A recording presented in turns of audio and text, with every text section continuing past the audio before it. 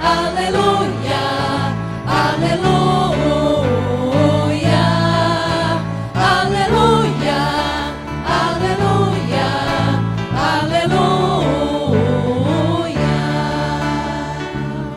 O Senhor esteja convosco. Ele está no meio de nós. Proclamação do Evangelho de Jesus Cristo segundo João. Glória a vós, Senhor. No princípio era a palavra, e a palavra estava com Deus, e a palavra era Deus. No princípio estava ela com Deus. Tudo foi feito por ela, e sem ela nada se fez de tudo o que foi feito. Nela estava a vida, e a vida era a luz dos homens. E a luz brilha nas trevas, e as trevas não conseguiram dominá-la.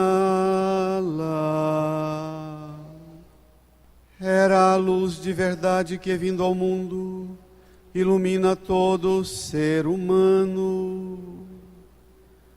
A palavra estava no mundo, e o mundo foi feito por meio dela, mas o mundo não quis conhecê-la.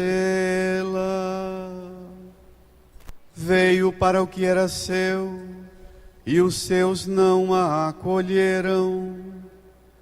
Mas a todos que a receberam, deu-lhes capacidade de se tornarem filhos de Deus, isto é, aos que acreditam em seu nome, pois estes não nasceram do sangue, nem da vontade da carne, nem da vontade do varão, mas de Deus mesmo. E a palavra se fez carne e habitou entre nós, e nós contemplamos a sua glória, glória que recebe do Pai como Filho unigênito, cheio de graça e de verdade. Palavra da salvação. Glória a vós, Senhor. Aleluia, aleluia, aleluia, aleluia, aleluia, aleluia. Nos recolhamos num tempo de profundo silêncio e no íntimo do nosso coração, peçamos ao Espírito Santo que nos faça compreender a plena verdade que essa palavra hoje nos revela. Amém. Irmãs e irmãos, como o próprio final da segunda leitura de hoje fala, a liturgia de hoje sugere uma atitude interior e externa de adoração. De fato, final da segunda leitura, lá na segunda página, versículo 5. De fato, qual dos anjos Deus disse alguma vez: tu és meu filho, eu hoje te gerei? Encontraram? Sim. Leia. Ou ainda, eu serei para ele um pai, e ele será para mim um filho. Mas quando faz entrar o primogênito no mundo, Deus diz: todos os anjos devem adorá-lo. Todos os anjos devem adorá-lo. Já preguei isso em outros natais, mas sempre me impressiona essa expressão. Ao fazer entrar seu filho no mundo, Deus diz: todos os anjos devem adorá-lo. Esse é esse é o sentido mais profundo da celebração de hoje, a adoração ao Senhor que entrou no mundo. Adorar o Senhor que entrou no mundo pelo querer do Pai. Jesus entrar no mundo é uma obra do divino Pai eterno. Ao fazê-lo entrar no mundo, Deus disse: todos os anjos devem adorá-lo. Para a catequese das crianças, a gente pode usar uma imagem alegórica, assim, quase que com uma brincadeira. A gente conhece aquelas descrições que tem da liturgia lá no céu, sobretudo no livro do Apocalipse, aquela liturgia solene dos anjos, dos arcanjos, dos querubins e serafins, que prostram diante do trono do Cordeiro, multidão e multidão, que ninguém pode contar, os anciãos diante do trono, e adora e prostra-se, e proclamam: amém, a salvação, o poder, a honra, a glória, pertence ao nosso Deus para sempre, amém, e levanta e prostra, aquela liturgia soleníssima do incenso, dos anjos que movimentam ao redor do trono de Deus. De repente, Deus faz Jesus entrar no mundo e diz para os anjos: moçada, desce todo mundo para lá. Eu gosto de brincar de forma respeitosa com essa imagem, com essa poesia da palavra de Deus. Você pode imaginar o divino Pai eterno dizendo para os anjos, os arcanjos, os querubins e os serafins, dizendo: vamos embora todo mundo para lá para adorá-lo. Você imagina essa cena diante da gruta de Belém, Jesus envolvido em faixa, dentro de um coxo, com ração para os animais. Naquele clima, o divino Pai eterno diz: vamos todo mundo para lá, vamos adorá-lo. Se os anjos devem adorá-lo, imaginemos nós. Hoje era um dia da gente ficar longa e demoradamente diante do mistério da entrada de Jesus no mundo, diante do presépio. Eu falo diante do mistério, mais do que diante do presépio, porque alguém pode pensar que se não tiver as imagens, não tem como fazer esse rito de adoração. O presépio seguramente ajuda, mas ele não é a totalidade daquele mistério amplo e fecundo lá da gruta de Belém. Ajuda a gente a ficar mais perto do que aconteceu lá, mas é muito mais forte o que lá aconteceu do que as representações humanas através das obras de arte e da poesia. Adorar ao Senhor, todos os anjos devem adorá-lo, nós também devemos adorá-lo. Por que adorar o Senhor? Existem algumas definições sobre quem é Jesus nas leituras de hoje que são fascinantes. Tomem comigo o Evangelho, vamos começar por ele. João, capítulo 1, é chamado de prólogo. É um poema cristológico, um grande poema, uma poesia belíssima. No princípio era a palavra, e a palavra estava com Deus, e a palavra era Deus. Lembra o início do livro do Gênesis, não lembra? E é isso que quer dizer mesmo o texto, porque a entrada de Jesus no mundo, como nós vimos lá na carta aos Hebreus, a entrada de Jesus no mundo é um princípio, um recomeço completo e total daquela obra que o Pai, com Jesus e o Espírito Santo iniciaram, a criação que caiu pelo pecado. No princípio era a palavra, e a palavra estava com Deus, e a palavra era Deus. Versículo 2, leia. No princípio estava ela com Deus, tudo foi feito por ela, e sem ela nada se fez de tudo que foi feito. A gente tem aquela definição: o Pai é o Criador, Jesus é o Redentor, o Espírito Santo o Santificador. É uma definição simples, mas que não é muito saudável a gente ficar só com ela, não. Nós acabamos de ouvir que tudo que foi feito, nada do que foi feito sem a participação de Jesus, que era a palavra, que era o verbo. Quando o Pai dizia lá no princípio que era um abismo, e o Pai falava, faça-se a luz. Cristo era a palavra do Pai. Então, tudo que o Pai, na verdade, tudo que o Pai fez, Jesus e o Espírito Santo participaram. Tudo que Jesus fez, o Pai eterno e o Espírito Santo participaram. Tudo que o Espírito Santo fez e faz, Jesus e o Pai eterno participam. Não há de jeito nenhum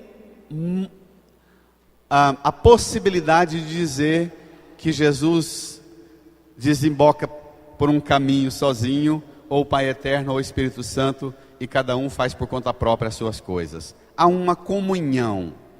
Também o Pai, ao criar, nada de tudo que foi feito sem Ele, que é chamado de ela, porque é definido como a palavra. Versículo 4.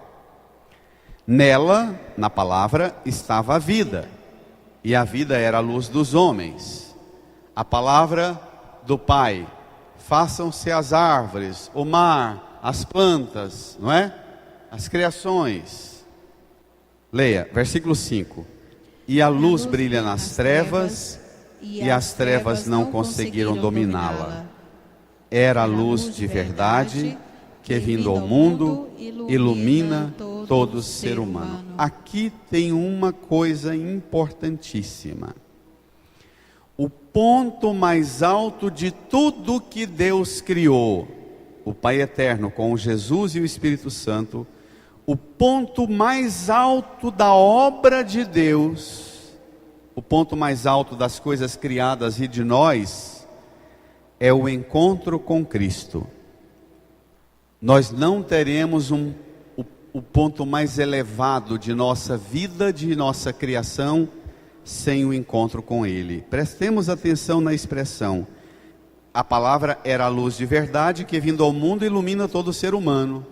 Quer dizer que é o encontro com a pessoa de Jesus que te possibilita a experiência de iluminação. O encontro com a pessoa de Jesus é a plenitude da sua vida física, material.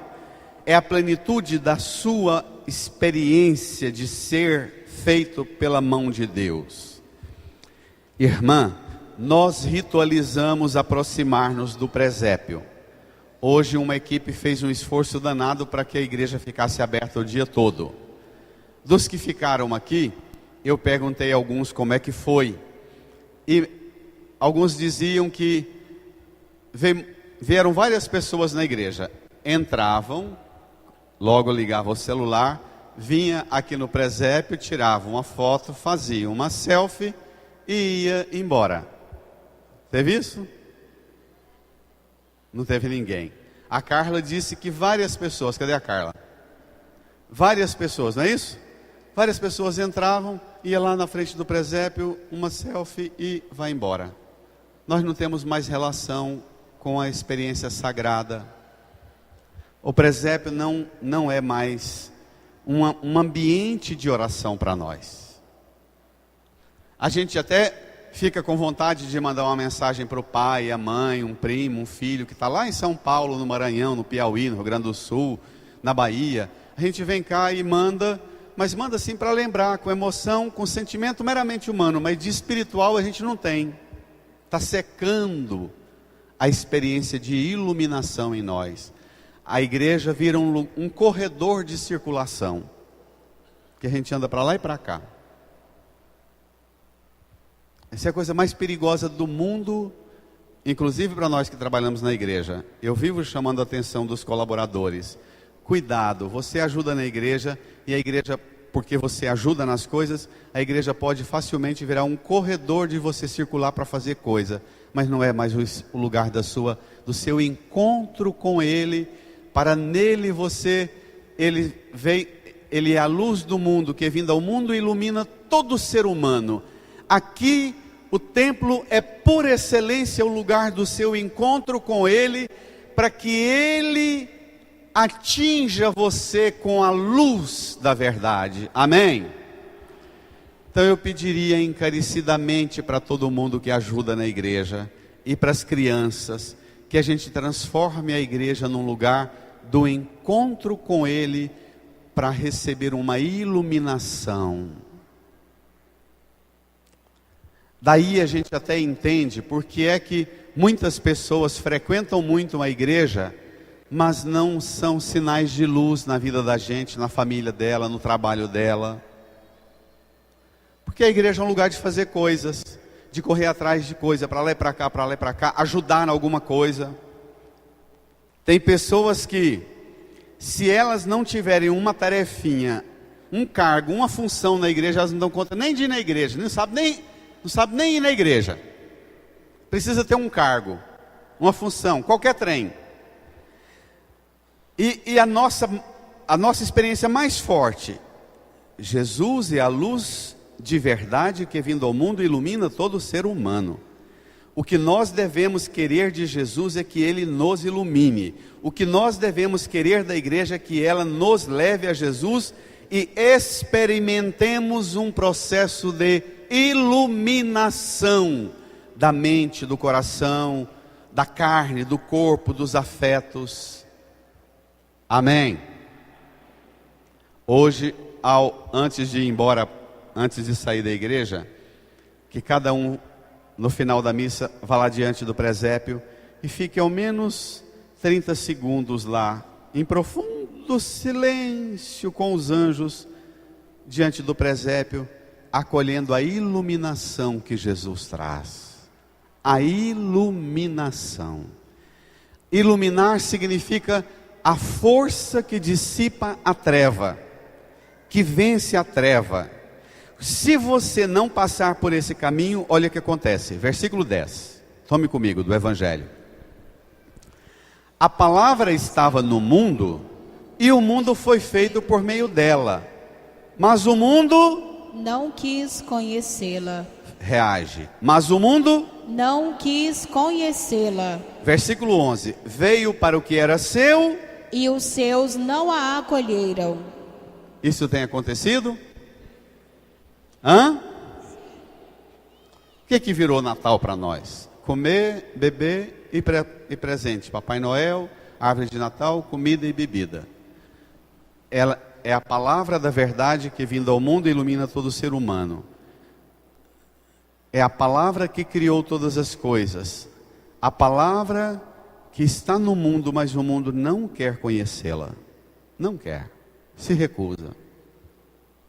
É impressionante o quanto nós temos hábitos de devoção e de piedade,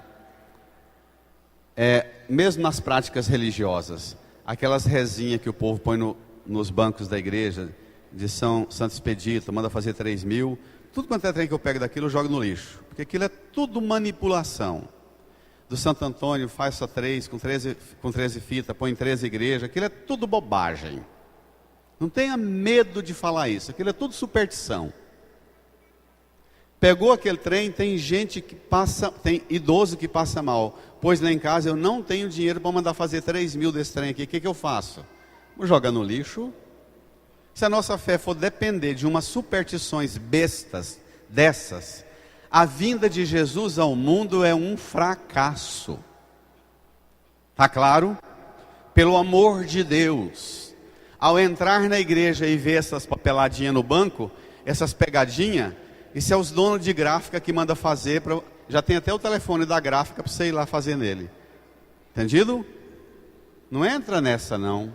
Isso é obra, isso é esterco do capeta. A palavra estava no mundo e o mundo foi feito por meio dela, mas o mundo não quis conhecê-la. Veio para o que era seu e os seus não a acolheram. A centralidade da nossa experiência de fé é a relação com Cristo, a palavra. Não é com papelzinho dentro da igreja, com rezinha supersticiosa, com rezinha que se não fizer vai dar azar, uma corrente, essas bobagens que tem no celular, não corte essa corrente, mande para tantos, corta. Quem usa corrente é cachorro e escravo, entendido? Cristão liberto e salvo pelo sangue de Jesus não usa corrente de oração. Quem usa corrente é cão e escravo. Nós não somos cão e não somos escravo. Amém? Amém. Tenha dó. Ai, que tristeza ver católico lascado com essas bobagens dessas superstições. Que tristeza. Gente, é tão simples. A palavra estava no mundo e o mundo não quis conhecê-la. Veio para o que era os seus e os seus não acolheram. Acolha a palavra. Mas, versículo 12, se você acolhe a palavra, olha o que acontece com você. Leia, que coisa linda. Mas a todos que a receberam, deu-lhes capacidade de se tornarem filhos de Deus. Para lá. Quando você acolhe a palavra te dá capacidade, te qualifica e te capacita para ser filho de Deus, e não para ser cão na corrente, para as rezas de Santo Expedito, Santo Antônio, corrente do Salmo 91, corrente do Salmo tanto. Não, nós não somos nem escravos e nem cachorro, nós somos, a palavra nos dá a capacidade de ser filha e filho de Deus. É isso que a palavra nos dá. É muito mais do que fazer uma corrente para ganhar uma coisa. Entendeu? Fazer uma corrente para o meu filho parar de ser enjoado. Fazer uma corrente de oração para ganhar um dinheiro. Tenha dó. A palavra de Deus é para ajudar você, te capacita para se tornar filha, filho de Deus. Veja, que coisa. É impressionante. Versículo 12. Tem o vamos ao 12. Mas a todos os que a receberam, deu-lhes capacidade de se tornarem filhos de Deus. Isto é, aos que acreditam em seu nome. Pois estes não nasceram do sangue, nem da vontade da carne, nem da vontade do varão, mas de Deus mesmo. Quem crê em Jesus nasceu de Deus mesmo. Quem crê no nome de Jesus nasceu de Deus mesmo. Não nasceu nessas bobagens, nem do sangue, nem da vontade do sangue, nem da vontade da carne, nem da vontade do varão. Sabe o que significa isso? Essas bobagens desses pregadores que falam assim, vai ter uma série de pregações de libertação das maldições passadas que você herdou dos seus avós e bisavós. Essas maldições, você liberta delas no dia que você é batizado. Só o sacramento do batismo tem poder de apagar as marcas que você traz passadas.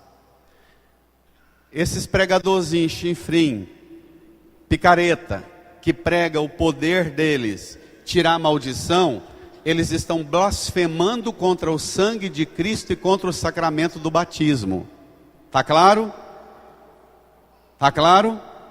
Se você é batizado e um besta vem falar para você que sua vida está azarada porque seu bisavô, seu tataravô, sua avó, bisavó, tataravó tinha não sei o que, você fala, filho, o dia que eu fui batizado não sobrou nhaca de ninguém do passado, só bênção.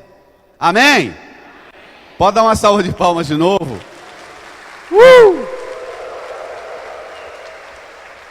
Tenha santa paciência, minha gente. Tenha dó.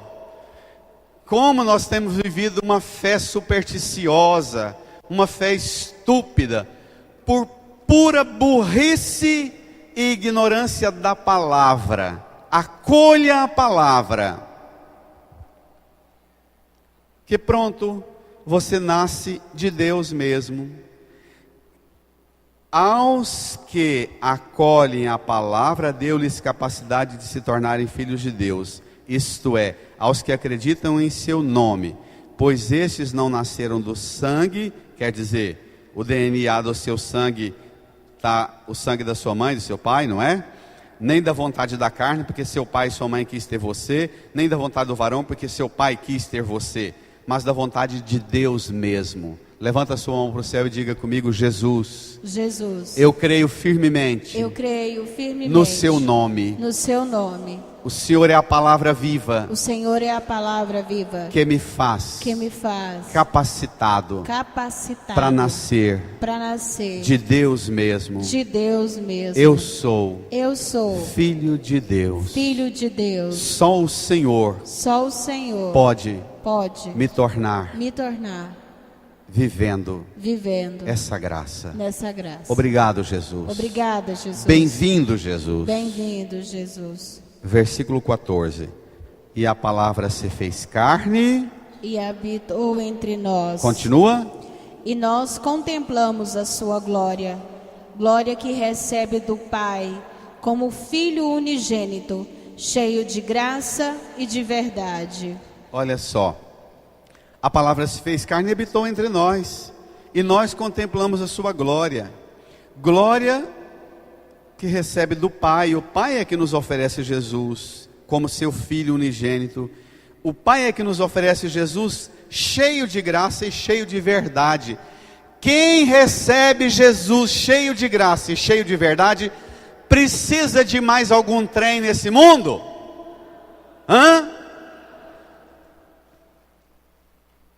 Se você está precisando de mais alguns trem nesse mundo, e está indo na igreja para receber e ganhar mais alguns trem nesse mundo, é porque você não recebe Jesus como um dom que o Pai te dá, cheio de graça e de verdade. Se você recebe, pode tocar sua vida na maior convicção e consolação. Tomem comigo a primeira leitura do profeta Isaías.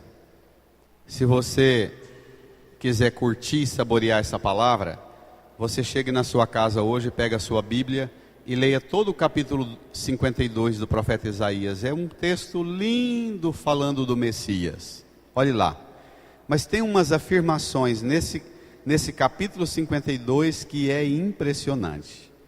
Como são belos andando sobre os montes os pés de quem anuncia e prega a paz, de quem anuncia o bem e prega a salvação, e diz a Sião: reina teu Deus. Hoje de manhã, quando eu peguei essa palavra para rezar, como são belos os pés andando sobre os montes, os pés de quem prega e anuncia a paz. Eu fiquei longamente. Vocês vão achar que eu estou meio doido da ideia, mas estou mesmo. Olhe para cá. Olhe para cá. Eu fiquei longamente meditando sobre os pés de Jesus, imaginando assim os pés de Jesus. E eu me recordava dessa cena. Fica aqui do lado e levanta a imagem para o povo ver. Eu imaginava os pezinhos de Jesus. Tira a mão do pé, né, filho? É que eu quero que o povo veja o pé. Fica mais um pouco para frente. Eu imaginava os pezinhos de Jesus, como são belos andando sobre os montes os pés de quem anuncia e prega a paz. E eu imaginava os pezinhos de Jesus, os pés de Jesus na cruz. Essas duas cenas, dele pobre lá em Belém, dele humilhado aqui na cruz e ainda os pregos atravessando os pés dele. Os pés de Jesus calejado desde pequenininho, ter que fugir recém-nascido com o pai e a mãe para o Egito, né? Para fugir da matança dos inocentes da parte de Herodes. Os pezinhos de Jesus indo todos os anos para Jerusalém. Teve um ano que ele ficou até perdido, não foi? Nossa Senhora, o São José andou um dia inteiro. Quando chegou no fim do dia, viu que ele não estava junto. Procurou, encontrou ele bem depois, lá dentro do templo, disputando entre os doutores. Lembra? E eu fiquei imaginando os pés de Jesus. que prega e anuncia a paz, os pés andando sobre os montes. E eu pensei longamente sobre os muitos montes que Jesus subiu, as montanhas. O Evangelho fala, subiu ao monte para orar, tomou consigo Pedro, Tiago e João e subiu ao monte, lembra? Onde transfigurou na frente deles.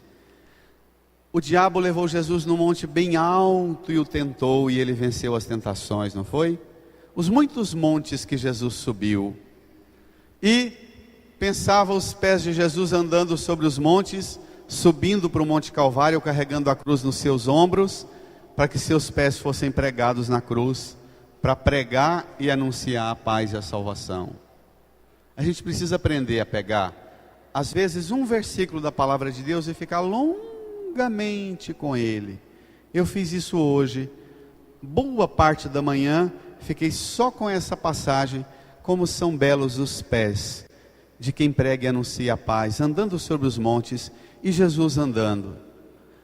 Esses pés de Jesus que prega e anuncia a paz, que prega a salvação, e diz a Sião, reina teu Deus. Eu me lembrava, eu toco quase todas as pregações, eu me refiro, não é? E diz a Sião, reina teu Deus. Eu me lembrava de Jesus ensinando a gente a rezar, não é? Quando rezardes, dizei, Pai nosso que estais no céu, santificado seja o vosso nome, venha a nós o vosso reino, seja feita a vossa vontade. Reina, Senhor, reina teu Deus. Contemplar Jesus na pobreza de Belém e na humilhação da cruz. Contemplar a beleza dos pés desse mensageiro da salvação. Pegue comigo ainda, continuando a primeira leitura. Versículo 8. Ouve-se a voz de teus vigias, eles levantam a voz, estão exultantes de alegria. Vocês sabem que verão com os próprios olhos o Senhor voltar a Sião. Olhe para cá, estenda as suas mãos aqui para as duas imagens de Jesus. Diga comigo, Jesus, como eu vejo com meus próprios olhos, com os meus próprios olhos, a imagem do Senhor, pequenininho e morto na cruz. Eu verei com os meus próprios olhos, o Senhor voltar para a minha vida. Põe a mão no coração, incline a sua cabeça. Eu verei o Senhor voltar e entrar em minha vida, na minha casa, na minha família, no mundo. Eu verei com os meus próprios olhos o Senhor voltar. Obrigado, Senhor. Amém. Versículo 9. Tome lá, continue. Coisa linda. Alegrai-vos, leiam, e exultai ao mesmo tempo, ó ruínas de Jerusalém. O Senhor consolou o seu povo e resgatou Jerusalém. Alegrai-vos e exultai ao mesmo tempo, ó ruínas de Jerusalém. O ano passado preguei isso, lembra? Que eu pedia e convidava vocês a olhar para a imagenzinha do menino Jesus e da cruz. Pode abaixar um pouco a mão para descansar. E eu falava, deixa Jesus entrar na sua vida e fale para as ruínas da sua vida. Alegrai-vos e exultai, ó ruínas da minha vida. Forte, né? Não é? Todos nós temos algumas áreas de ruína na vida, não temos? Umas manias, uns vícios, uns pecados que a gente sempre cai neles, que deixa a gente sempre em ruína. Tem sempre umas áreas em ruína na vida da gente. A gente não entrar em depressão e não surtar por causa dessas ruínas, mas olhar para essas ruínas e dizer, alegre-se ruínas, o Senhor vem. Tão bonito, não é? Dizer para as ruínas da sua vida, dizer para as ruínas do seu casamento, dizer para as ruínas dos seus relacionamentos, dos seus afetos, dizer para as ruínas da sua vida, alegre-se, o Senhor vem. O Senhor vai resgatar, o Senhor vai restaurar essas ruínas. Fim de ano, então, a gente tem sempre um relatório de tantas ruínas como 2017 no Brasil, né? Tantas histórias de ruínas. Alegrai-vos e exaltai ao mesmo tempo, ó ruínas. O Senhor resgatou. Versículo 10, leia. O Senhor desnudou seu santo braço aos olhos de todas as nações. Todos os confins da terra hão de ver a salvação que vem do nosso Deus. Olhe para a imagenzinha do menino Jesus. Está vendo? E para Jesus na cruz. Olhe para os braços dele. Escute. O Senhor desnudou seu santo braço aos olhos de todas as nações. Todos os confins da terra hão de ver a salvação que vem do nosso Deus. Você pode dizer isso para a sua vida. Os confins da minha alma hão de ver essa salvação chegar. Os confins do meu coração. A gente tem sempre uns confins na vida também, não tem? Umas áreas assim que a gente nunca consegue atingir, melhorar, avançar. Não temos isso? Não é? Uns cantos da vida da gente assim que a gente nunca consegue entrar neles e desbravar, e melhorar, e cuidar, e tirar a saroba, o mato, as pragas, o lixo. Vai ficando aquele ermo abandonado, feio, sujo, catingudo, que nem a gente entra. Um ou outro de vez em quando põe a mão no ombro da gente e fala assim: ô, cuida de tal área da sua vida, está abandonado tal área da sua vida. De vez em quando aparece um doido que fala isso para a gente. Cuida de tal canto da sua vida, está abandonada. Os confins da sua vida, moral, espiritual, ética, o Senhor desnudou seu braço. E não desnudou seu braço para lascar paulada e porretada, para moer com você, não. Ele desnudou seu braço, frágil e humilde, de uma criança pobre lá em Belém. Desnudou seu braço de veste e de tudo para derramar o sangue, e o sangue dele caísse direto em você, e as suas ruínas fossem restauradas, resgatadas, e você fosse recriado nele, e os confins da sua vida, do seu casamento, da sua vida amorosa, afetiva, espiritual, moral, ética, todas as dimensões, os confins da sua vida, conhecesse o poder de Deus resgatando você para as coisas dele. Amém. Bonito, né? Então, essa palavra de hoje, ela convida a gente muito mais a esse tipo de exercício de longa contemplação. Quem sabe o ano que vem a gente consegue dar uma catequese e preparar o povo para vir dia 25 aqui diante do presépio, não para tirar uma selfie. Pode também para mandar para um amigo que está longe. Sobretudo quem vive no Canedo tem sempre uma parentada que está tão longe, dá vontade de mandar para a mãe, para o tio, para o vô e para a avó. Olha, rezei, não é? Tem problema não. Mas mais do que mandar uma foto, é preciso permitir que aquela cena maravilhosa da pobreza de Belém seja os bracinhos de Jesus. O Senhor desnudou seu braço para te resgatar. Amém? Contemple os braços desse meninozinho pobre e humilde de Belém e fale para ele resgatar você, resgatar a paz na sua casa, na sua família, no seu coração, na sua alma, na sua carne, no seu corpo. Faça a sua oração agora do seu jeito. Se quiser, fique olhando para a cruz, para o presépio. Se quiser, incline a cabeça, feche os olhos e invoque o nome e a autoridade desse Deus que nasceu para te salvar, que veio fazer você capacitada e capacitado para se tornar filha e filho de Deus, não da vontade da carne, nem do varão, mas da vontade de Deus mesmo.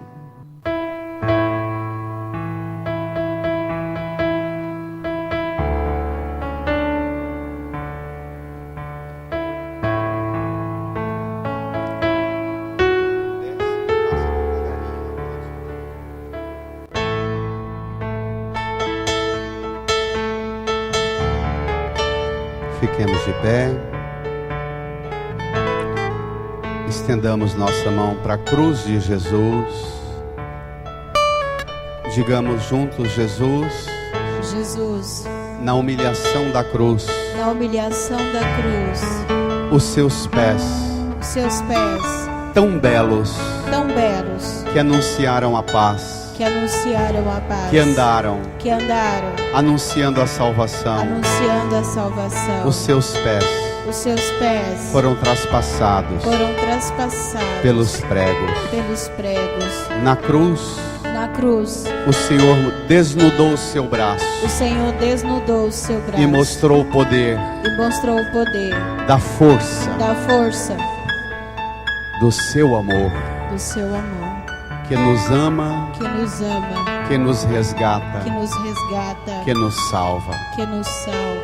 Ó poder do seu santo braço, resgata-me, salva-me, reconstrói as ruínas da minha vida. Ó braço poderoso, humilhado, poderoso no amor, na fidelidade. Resgata-me, restaura-me. As minhas ruínas conhecerão o esplendor da glória do Pai. Obrigado, Jesus. Te adoro, te declaro, te proclamo, meu Senhor, meu Deus, meu Salvador. No Senhor eu confio, no Senhor eu encontro a redenção, a salvação, a restauração de todas as ruínas. Amém. Obrigado, Jesus. Amém. Amém. Amém.